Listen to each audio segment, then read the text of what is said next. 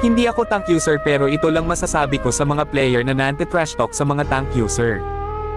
Alam nyo ba kung gaano kahirap mag-tank dahil ang tank ang laging harap para protektahan lang kayo tapos isang pagkakamali lang sisihin nyo na agad mga kupol ba kayo? Panay kayo sabi na set tank alam nyo namang bago mag-set yung tank is naghihintay pa yan ng timing bago mag-set ganun mindset ng mga tank user. Tapos kayo na puro dadalang di naman tumutulong sa tank kayo pa yung may lakas loob magsalita sa tank. Alam nyo namang ginagawa na nga ng tank yung mga nais nyo kahit alam niya na magkakamali siya sa ginagawa niya hindi lang siya matrash talk ng kakampi niya.